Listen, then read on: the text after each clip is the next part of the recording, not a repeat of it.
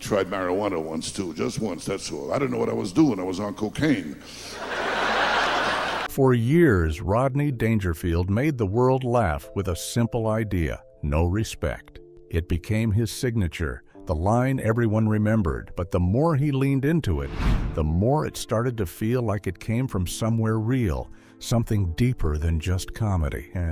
Because behind the sharp timing and easy laughter was a life that didn't always feel light. There were struggles he carried quietly, parts of his story he never fully let the audience see. Now, 28 years later, those hidden pieces are starting to surface. So what was Rodney really living through behind the jokes, and how much of no respect was never just an act? Join us as we uncover the truth behind the laughter. The heartbreaking reality behind Rodney Dangerfield's no respect. Rodney Dangerfield didn't just become a comedian people recognized. He became a feeling people understood. That slouched posture, that tired voice, that running line about getting no respect. It landed because it felt familiar, like he wasn't performing at the audience, but quietly speaking for them. And somehow, against all odds, he turned that misery into something magnetic. He made being overlooked feel almost iconic. What made it work wasn't just the character, it was the precision. Every line hit clean, sharp, and fast, like it had been carved down to its barest truth. When Rodney Dangerfield joked about bath toys being a toaster and a radio, or about working in a pet store where people kept asking how big he'd get, it wasn't just funny, it carried a sting. There was something sitting underneath the laughter, something uncomfortable, but real enough that people couldn't look away. And that's where the line starts to blur, because the sadness woven into those jokes, it didn't come from nowhere. It wasn't something he switched on when the spotlight hit. It had roots, deep ones, the kind that don't go away just because you learn how to make people laugh. He was born Jacob Cohen, back on Long Island in 1921, into a home that never quite settled into warmth. His father, a vaudeville performer drifting under the name Phil Roy, was more absent than present. Showing up only a handful of times each year, he existed more like a distant idea than a constant figure. And his mother, she was there, but not in the way a child needs. Distant, closed off. Affection wasn't something she gave easily, if at all. So early on, something began to form. Not loudly, not all at once, but slowly, quietly, in the background. By the time he spoke years later with Howard Stern, fragments of that childhood had already hardened into memory. He revealed moments that were unsettling, things that no child should have had to carry. And when you place that beside the jokes, beside the constant self-tearing humor, it starts to shift how it all sounds. Because now, it doesn't feel random anymore. It feels connected. After his father left for good, life didn't get easier. It got practical. Survival took over. The family moved to Queens, and from there, it was less about childhood and more about getting by. He sold newspapers, delivered groceries, worked the beach selling ice cream, whatever it took to keep things moving. There wasn't space to fall apart. There was only space to keep going. But even then, something in him leaned toward comedy. At just 15, he started writing jokes, testing the waters, trying to find a way in. By 19, he'd shed the name Jacob Cohen and stepped into Jack Roy, chasing something that still felt just out of reach.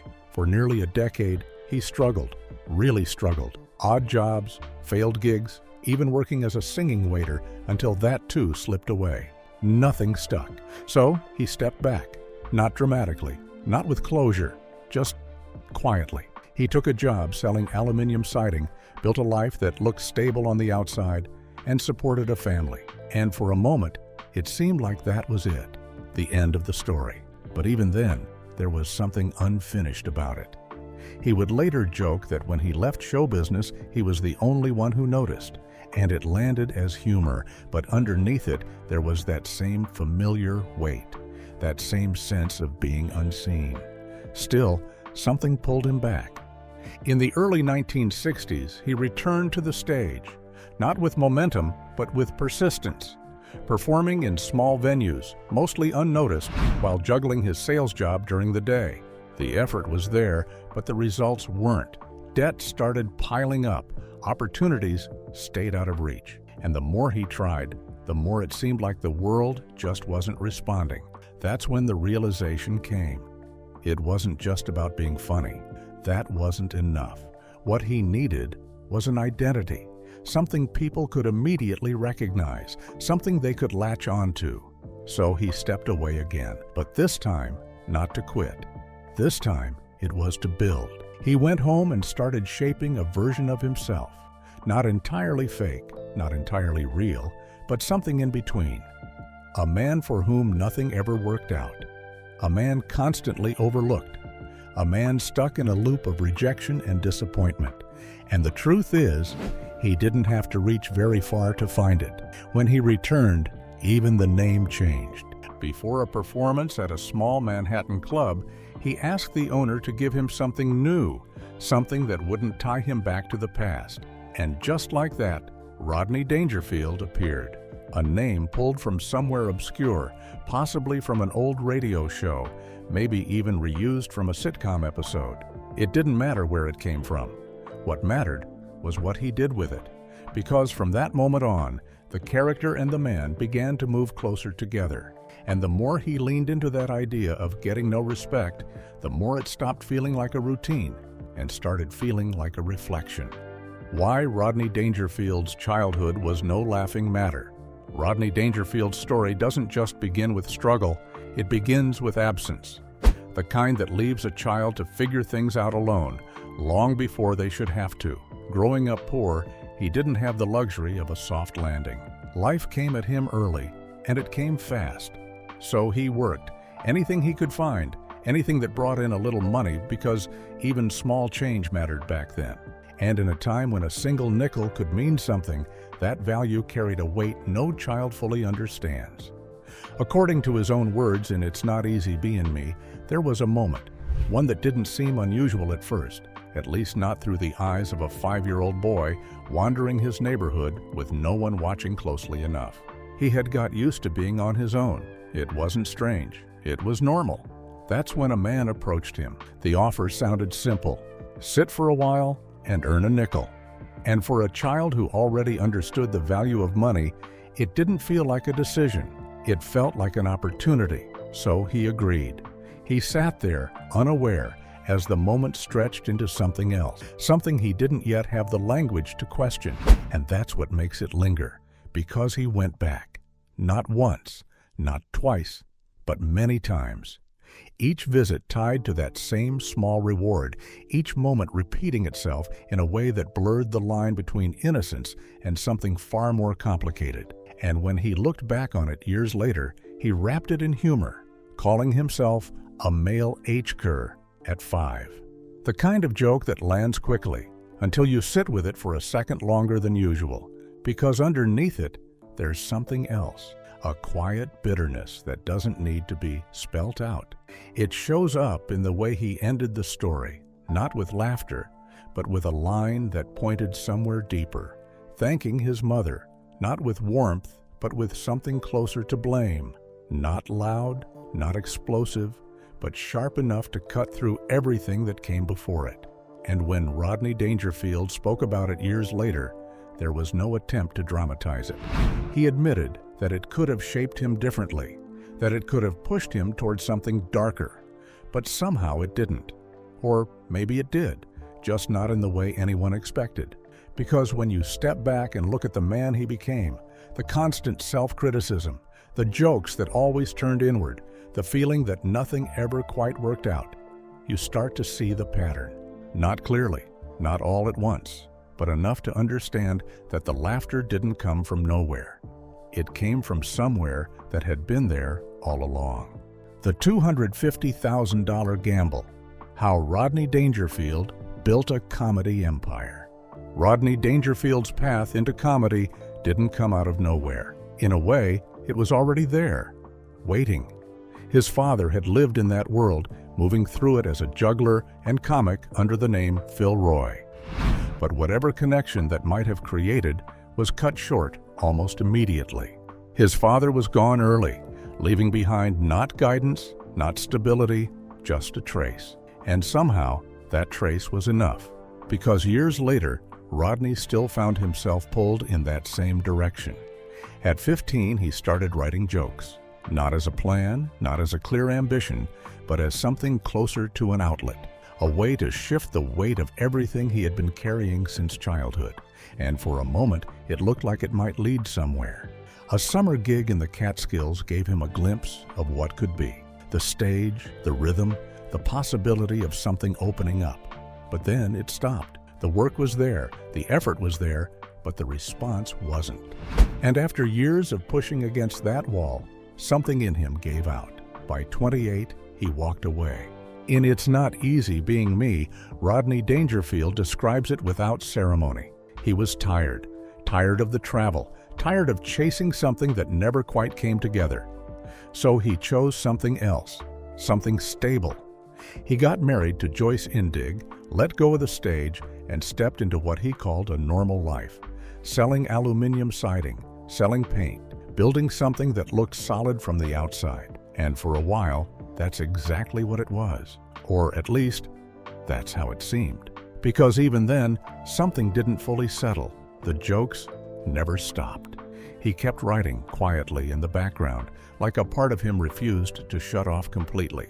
And at the same time, the life he had chosen, the one that was supposed to bring stability, started to shift. The marriage strained. The sense of direction blurred again. And just like that, he was pulled back. This time, though, it was different. He wasn't young anymore. He wasn't starting fresh. He was past 40, carrying years of failure, responsibility, and disappointment. And still, he went back to the stage. Still unknown, still overlooked. And somehow, in a strange kind of repetition, he found himself in the same position as before, trying and not quite breaking through. The bookings didn't come easily. The debt climbed, $20,000 pressing down on him.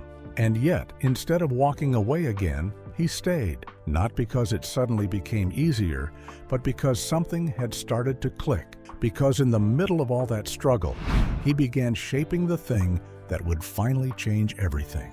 That persona, the man who got no respect, wasn't just an idea anymore.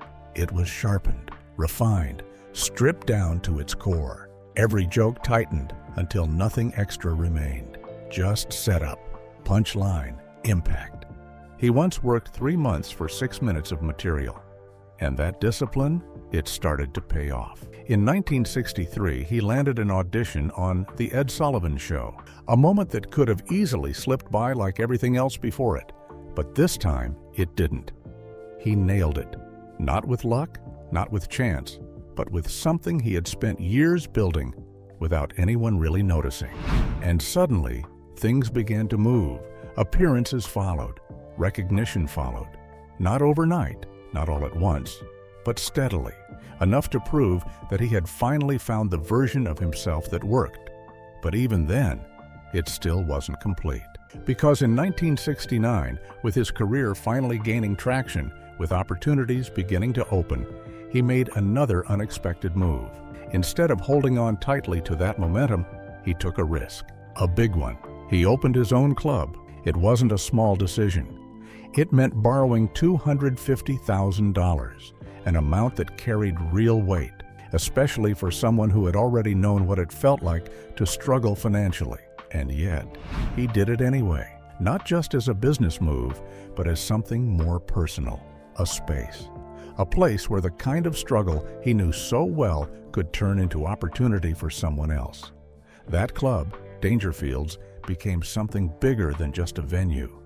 It turned into a starting point, a stage where unknown comedians could step in and be seen, where names like Jerry Seinfeld, Roseanne Barr, and Jim Carrey found early momentum, a place where the next wave of comedy quietly began to take shape.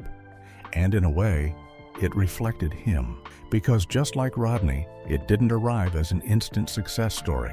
It grew. It built itself over time. It became something people respected, not because it demanded attention, but because it earned it.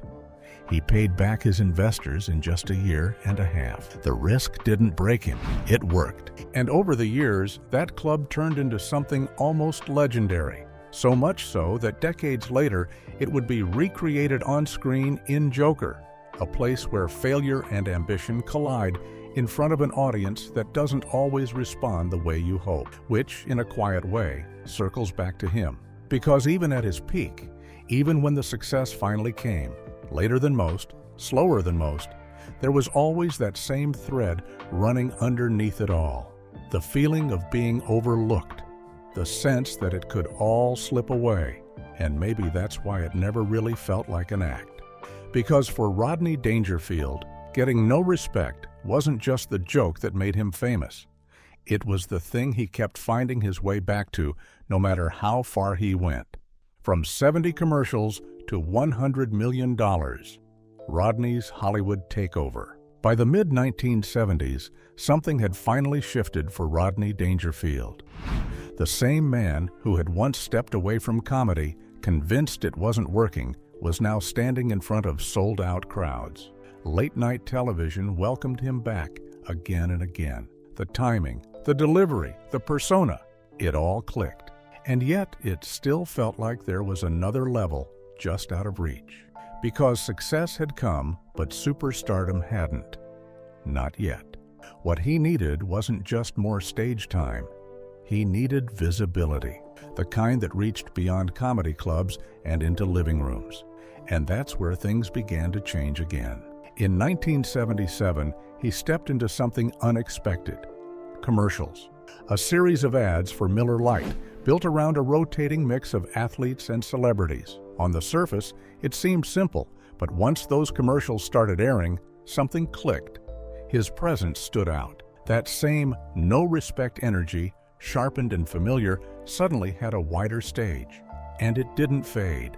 By 1981, more than 70 of those commercials had been made. 70. Each one reinforcing the character, pushing it further into the public eye. And slowly, almost quietly, that recognition started to grow into something bigger. Then came the moment that tipped everything. In 1980, he stepped onto the big screen in Caddyshack, not as a background figure, not as a side presence, but Al Czervik is loud, unapologetic, and impossible to ignore. It wasn't just another role. It was the one that changed how people saw him. Because suddenly, he wasn't just a comedian anymore. He was a star. From there, the momentum didn't slow down. It built. 3 years later, he took the lead in Easy Money, stepping fully into that spotlight. And then came the role that pushed everything even further, Back to School. That film didn't just do well, it exploded. Crossing the $100 million mark at the box office, it became something bigger than anyone expected. And at 65 years old, after decades of setbacks, false starts, and quiet persistence, Rodney Dangerfield finally reached a place most people never thought he would. Superstar. But even then, he didn't move like someone settling into success. He kept experimenting. Because right when you might expect him to stay in his lane, he stepped into something completely different. Something that, at the time, barely had a place in the mainstream. Rap. In the early 1980s, hip-hop wasn't what it is now. It wasn't dominant. It wasn't everywhere. It existed on the edges, still finding its footing, still trying to break through. And right in the middle of that uncertainty, Rodney stepped in with something no one saw coming. Rappin' Rodney. On paper, it sounded like a joke. A comedian stepping into a genre that hadn't even been fully accepted yet. But once again, it worked.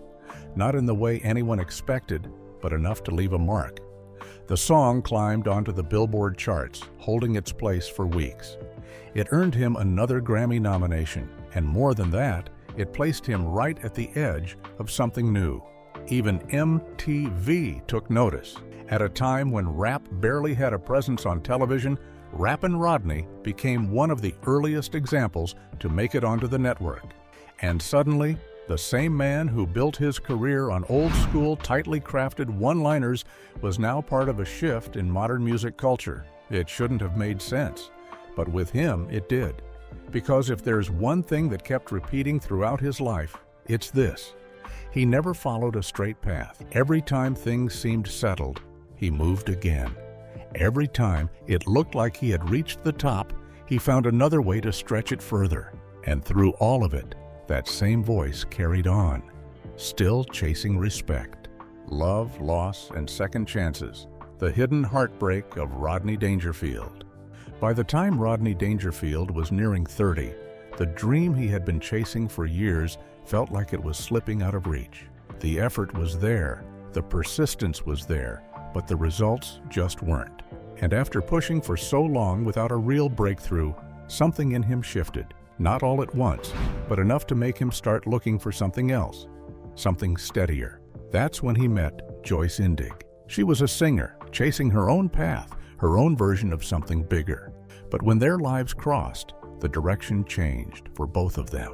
He later admitted he had been looking for love, craving something normal, something grounded. And for a moment, it felt like they had found it. They got married.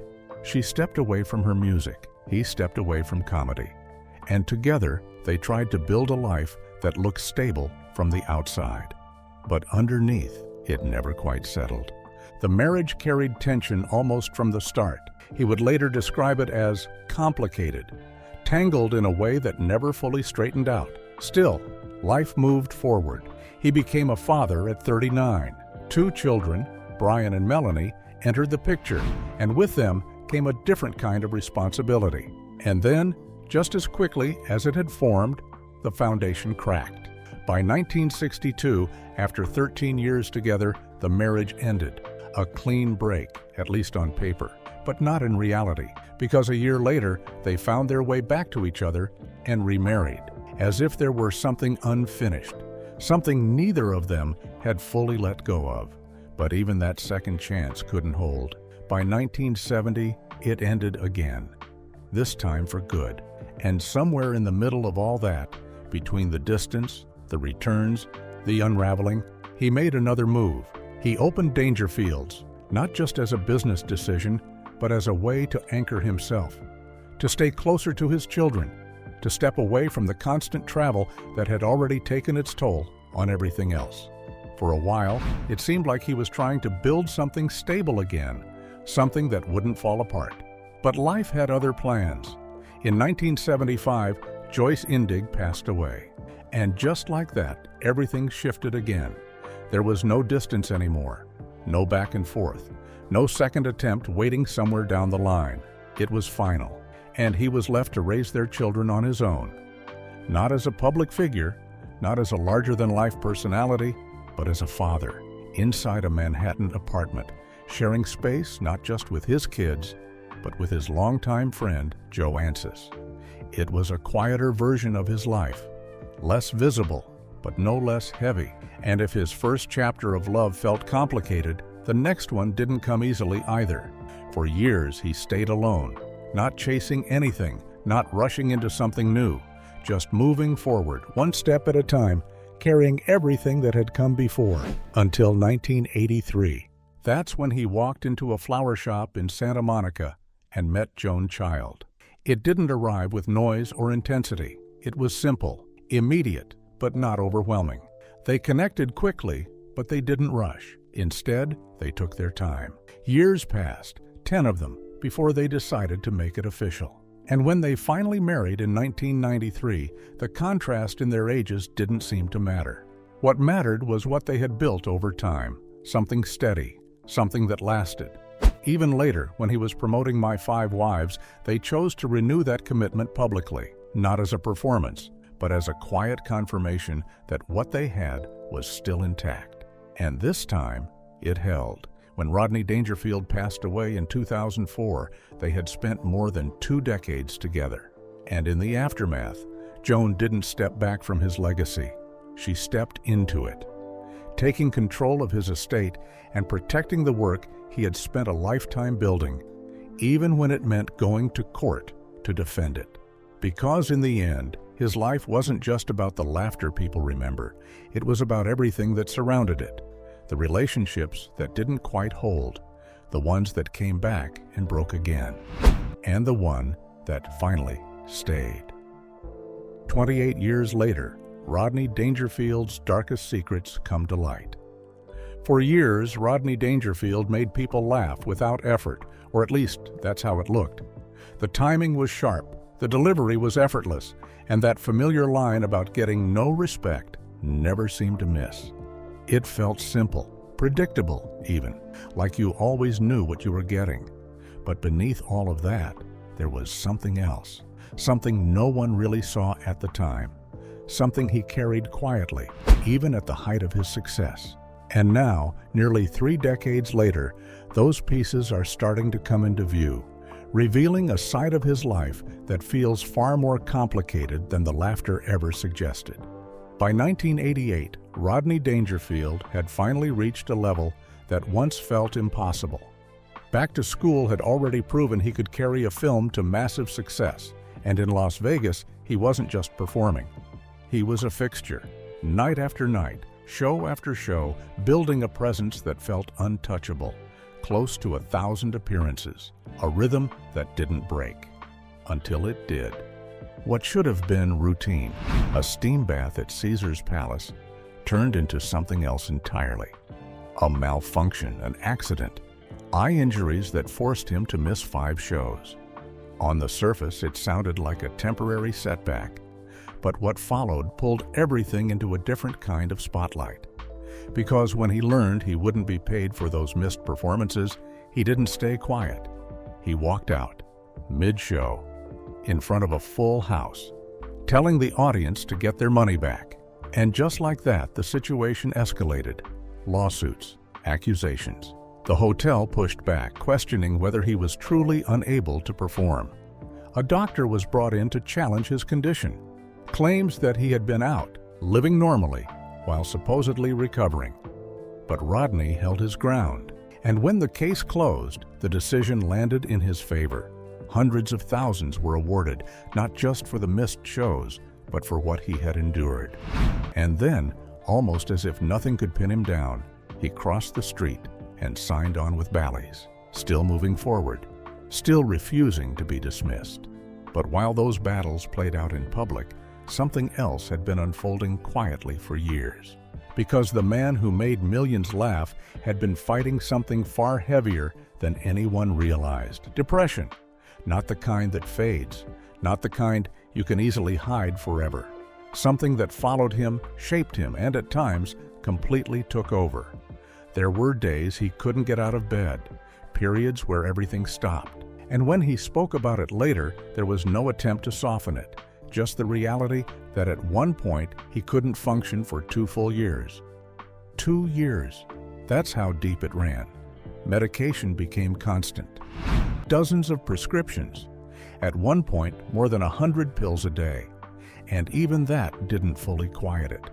So he turned to other things, alcohol, marijuana, anything that could take the edge off, even for a moment. He had first tried it at 21. And what stayed with him wasn't the setting. It was the feeling. Calm, stillness, relief. Something he hadn't known before. And once he found it, he held onto it for decades. But the body keeps score. Years of smoking, neglect, pushing through, it all caught up eventually. In 2001, on his 81st birthday, he was on stage at The Tonight Show, doing what he had always done. But something was off. Subtle, but enough for Jay Leno to notice. A heart attack. From there, everything became uncertain. Surgeries, complications, a stroke, then a coma. The voice that had carried him through decades of laughter suddenly gone quiet. Until, somehow, something reached him. A joke, a crude cartoon he had once found hilarious. His wife leaned in and asked if he wanted to see it. And that moment, strangely enough, pulled him back. Brought him to the surface, even if only briefly. And then, not long after, he was gone. And when you look at it now, really look at it, it starts to feel different. Because the man who spent a lifetime making people laugh had been living with something far heavier all along. And only now, 28 years later, is that truth fully coming to light. Were you a fan of Rodney Dangerfield? Share your thoughts with us in the comments below. Don't forget to like, share, and subscribe. Also, click the next video shown on your screen. You will enjoy it.